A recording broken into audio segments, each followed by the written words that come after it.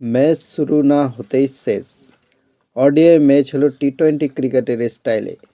ঘরের মাঠে তরুণ টিম ইন্ডিয়ার কাছে পর্যদস্ত হলো সাউথ আফ্রিকা। ম্যাচ ভারতের পক্ষে রইল একাধিক ইতিবাচক দিক।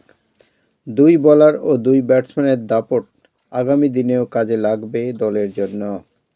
রবিবার ভারতীয় সময় দুপুর 1:30 নাগাদ শুরু হয়েছিল খেলা। জোহান্সবার্গের মাঠে প্রথম ব্যাট করতে নেমেছিল দক্ষিণ আফ্রিকা। দক্ষিণ আফ্রিকা ব্যাট করল মাত্র 27 ওভার পর্যন্ত।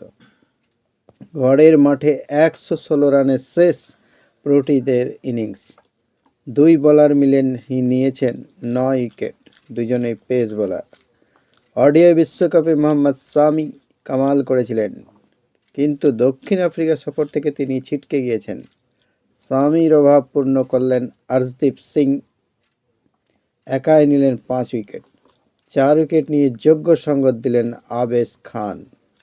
ওডিআই ক্রিকেটে বেশ নাম করেছিলেন শামি সিরাজ, সেই জুটির অভাব জন্য পূর্ণ করলেন আর্শদীপ আবেশ যুগলবন্দি। মোহাম্মদ শামি চোটের কারণে দক্ষিণ আফ্রিকা সফর থেকে ছিটকে গিয়েছেন।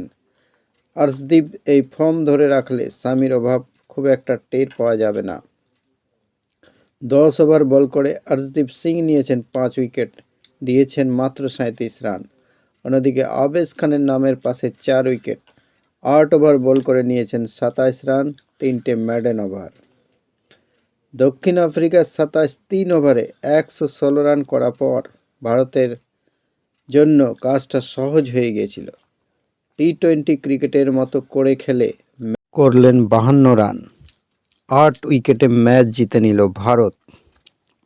1-0 এগিয়ে গেল।